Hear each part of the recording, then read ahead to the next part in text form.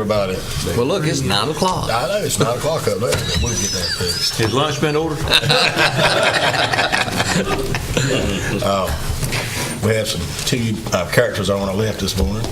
Carol's still out. I talked to her a couple times yesterday, and she's doing real well. She told me she might come in some before the end of the week. She did, yes, sir. And she was very relieved to have that surgery behind her.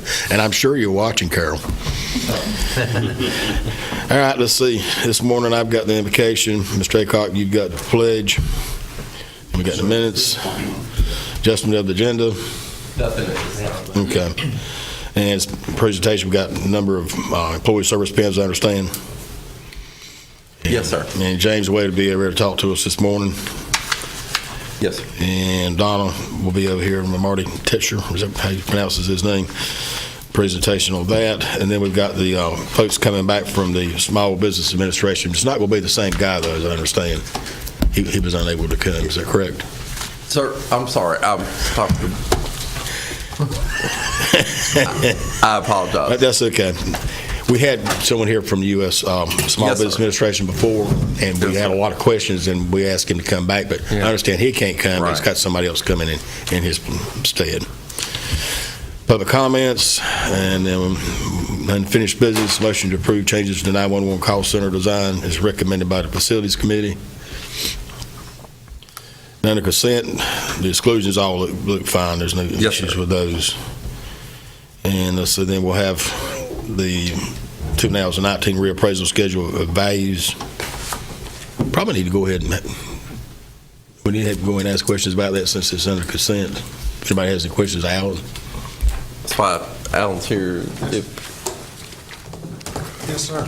A quick brief. This is the next step in the process, Mr. Chairman. We had our presentation of the schedule, then we had our public hearing, and this is just the next step to adopt it for our 2019 schedule of values. Okay. Then we will run our required advertisements after we do this. All right. Very good.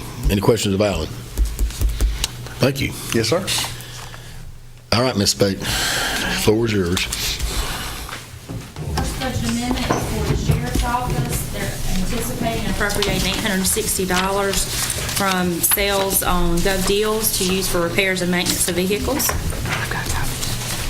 For the Jetport, we're requesting to decrease anticipated fund balance and the coordinating expenditure for the corporate area expansion grant. This is due to a reduction in the total project cost for that grant. For services on aging, we're asking to increase the Senior Health Insurance Information Program monies by $5,981. Excuse me, Mr. Chairman. Yes, sir. Yes. I'm sorry, I'm That's- slow this morning. It's okay. Let's go back to this NCDOT corporate area grant. Was the grant reduced? No, sir. This is a reduction in the professional services with WK Dixon, and we had to appropriate fund balance for that. Oh, yeah, I remember that. That's near and dear to your heart. You perform a fine job. There you go. For Senior Center, requesting to increase the SHIP monies by $5,981. This is to true up the grant that they've received.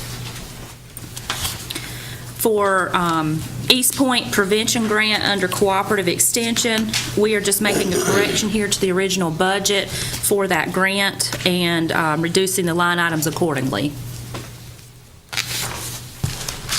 For the Cooperative Extension, the 21st Century Grant, that grant ended September 30th, and the monies that are unspent are being decreased within fund balance in the grant, and that grant we are no longer receiving any after this. That program was gradually going away.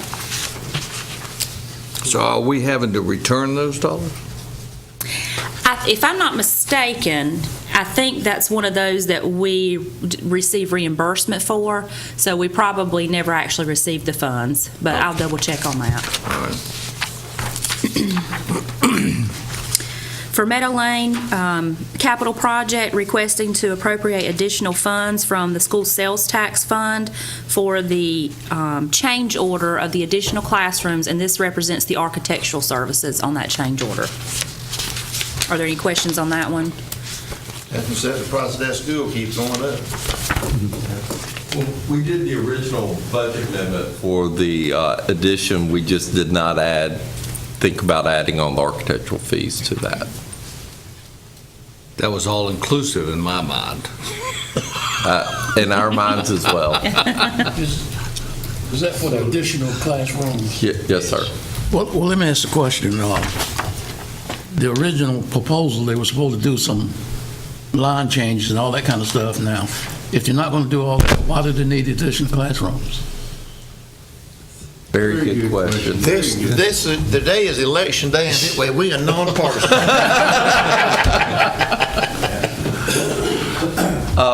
I still think that the school board is trying to work that out and about facilities and next steps and line issues. So they're still looking at that.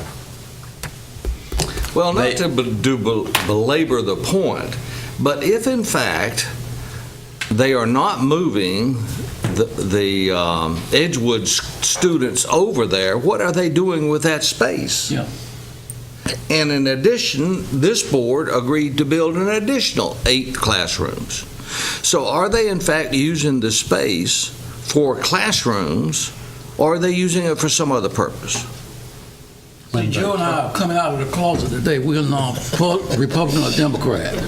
We are just right for what's right. When they told you they were moving Edgewood, that was not going to be done at the same time. They were going to build the school that they're building, then they were going to tear down the existing building, and the Edgewood wing was going to go there, is what they initially told you. Well, then that's fine. What are we doing with the savings and that we're not building the Edgewood wing? They haven't told you. That's the $64,000. You know, There's more than $64,000. Well, the question, yeah. Well, there are certain things that irritate me in life, but being deceived is definitely one of those. And it seems like not only myself, but this entire board is being deceived. So I think we need to ask the superintendent what in the world's going on there. Right. And I'd like to add too, if, one of the things that bother me as well, if they were planning over that, and these architectural fees, was it based on the needs of those kids from Edgewood, and did that cost extra money to do that, and then you're going to have to architects going to have to come back and change it again? That's just a lot of questions we need answered. So can we pull this budget amendment until we get answers? I think that's a good idea. I second it. To pull the budget amendment? You have the kind of agreement with that? Okay. So What's next? So done. All right, for the library, we're requesting to anticipate and appropriate $3,000. This is for a grant that they received from Spectrum Charter Communications for the Fremont Library. Fremont or Pike? This is for Fremont. While you're stirring, For the detention center, requesting to appropriate $110,000 to increase the professional services medical line item as well as the prescription line item. This is for the medical cost of inmates in our facilities and just the unanticipated costs that have come with certain inmates that are in our facility.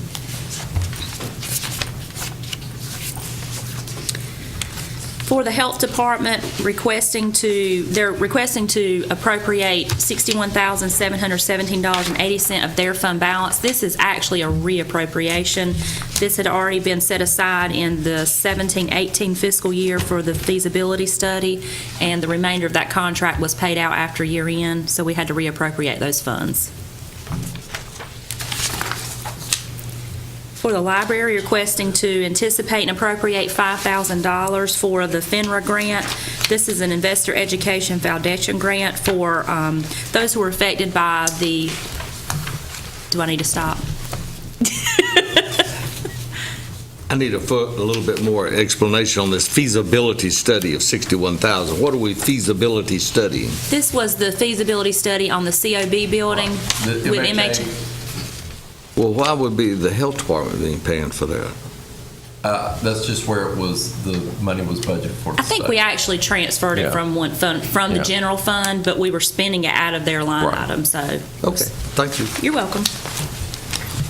For the library, they've received a grant for $5,000. This will be used to assist those that were affected after the hurricane in financial resources. For WCDA, we're requesting to anticipate and appropriate $1,785,000, and this is for the Rural Ready Sites Grant from the Department of Commerce. We were one of 10 to receive this grant through the program. It will be used to provide industrial access, water and sewer to a site with easy access to I-795. For EMS, we are requesting to appropriate $456,772. This is the remainder of the cost that we are anticipating for the EMS stations that are being constructed. This is money we've had set aside to do this, right? I'm sorry? We've had this set aside for some time in capital projects. This is We have, this is above that Right. amount. So this was, we figured up what we additional. received with the grants, the Golden Leaf grants on Okay. Seven Springs, and the contracts that have been put in place, and this is the additional amount. If you remember, when we looked at the 4 stations came in, it was probably about $1 million more. We went back and scrubbed it down. We bid it again. This is really as basic a bid as we could get based upon what we were trying to get out of it. I So remember now. This includes the land and everything else, architectural associated with it. Okay. Okay. For the health department, this is just a reallocation from one line to the other for the mosquito spraying abatement contract in the amount of $215,200.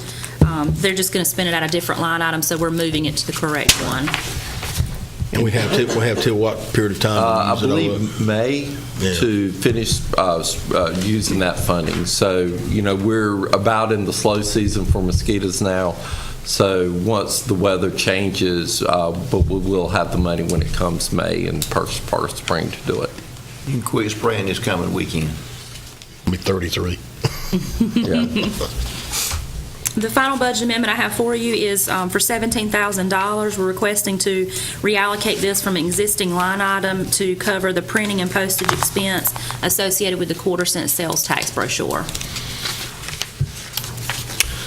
Okay, any questions? Mr. Chair, I do have one change, addition to the agenda after talking to our attorney. It's a resolution authorizing advertising of electronic auction by electronic means. So I'll give you a copy of this.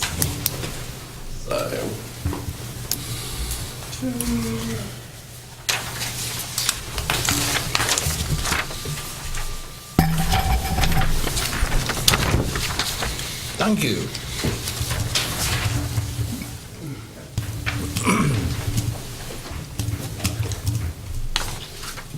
And this basically allows us to advertise real and personal property by electronic public auction.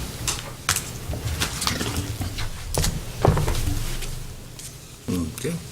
Okay. Now, where are we adding that? If we could add that under the consent would be fine. Okay. Shall we make that number 10? Yes, sir.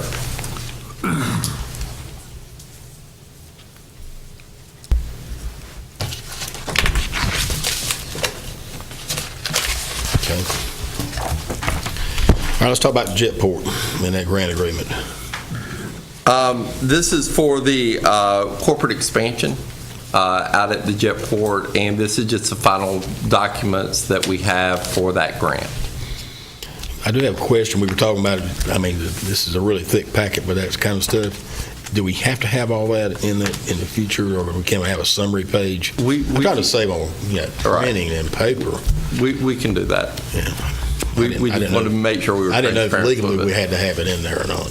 But we'll give summary pages for now. We just want to make sure we're transparent with it. Yeah, I understand. And I would say that anybody who wants a copy of all of it can certainly have it, but I don't have Yes. time to read every bit Well, of this. online, you can post the whole thing. Yes. There's no reason to Yeah. print it for us. Okay. Yes, sir. Do I have to read it before we vote on it? Yeah, there'll be a You have to test. vote on it before you find out what's in it. There'll be a test later on today, so. Let's see, got 151. Then we'll have the motion to approve the fireworks display in Eureka for December the 7th. And let's see, is anybody going to be here for that, or we just will vote on that? Just vote on it. Okay, Yes, that's sir. good. I'm glad to hear that. And then we got a resolution designation of applicant's agent to execute and file application for federal or state assistance. Right. Allows, if I get your right page. 163. Oh, thank you. Allows Angie Boswell Mel Powers to sign as our agent with respect to any FEMA applications. Okay. Mr. Chairman, either I'm really slow this morning, but can we go back to one of these other issues before we go to new business? Okay. Back to unfinished business. On the motion to approve changes to the 911 call center, I don't think there was anything in our packages on that. And I assume that the county manager will actually go through a description of those changes. The county manager forgot to add that to the agenda. The county manager will have something ready for county manager's comments. For county manager's comments. Yeah. Well, we might need to have those comments Right. before we vote on it. Right. Yeah. But you're saying we'll have some documentation before the 9 o'clock session? We will have you something before 9 o'clock, yes, sir. Okay. And number 2, on the Jetport, there was an appropriate budget amendment. Yes, sir. Where would I find that amongst all of this paperwork? It should be, I don't have my number, but let me look. Page 150? Yeah, it's on 150. Yep, there it is right there. And we're just anticipating the grant portion of this in the amount of $29,998. And you will also see that there's $3,334 in Eastern Region funds being reallocated. That is because we were required to provide a match. So we're taking that from the remaining Eastern Region funds. Did you ever see what the balance was on the Eastern Region, man? Angie has sent it to me. I would make sure I get the most updated. Okay. It's not very much. I mean, especially after this budget amendment. It was a big amount, a big check that Ray brought back from Newbern that day, but I think we probably about spent it all. We have. We're lucky he didn't run off with it. Spend it all.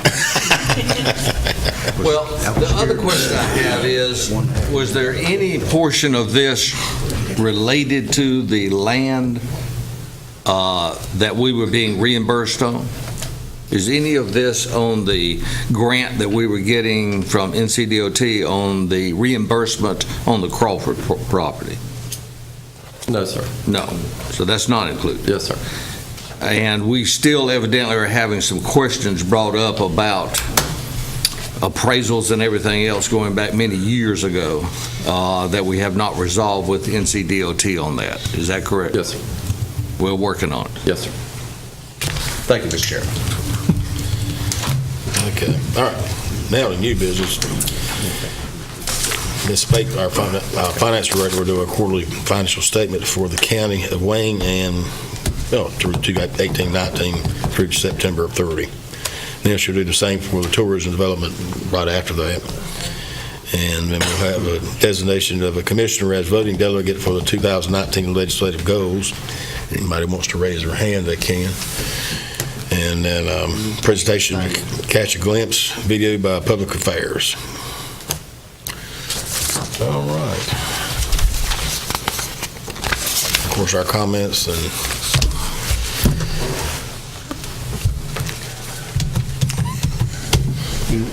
He's pretty awesome. I can see that. Mr. Mike, I want to comment. Oh, okay. Oh, by the way, when you do make your comments today, make as many as you need to, but some of us have promised to go out and actually work polls today, so it'd be nice if we could get out a little bit early. Do we need a closed session this morning? Yes. Yeah, for what reason? to consider the qualifications, competence, performance of a public officers, to consult with attorneys to preserve attorney-client privilege, to discuss matters relating to the location or expansion of business or industry in Wayne County, and to determine whether or not property should be purchased. Is there a motion before to go in closed session? May I have a motion? All those in favor, please raise your right hand. Thank you.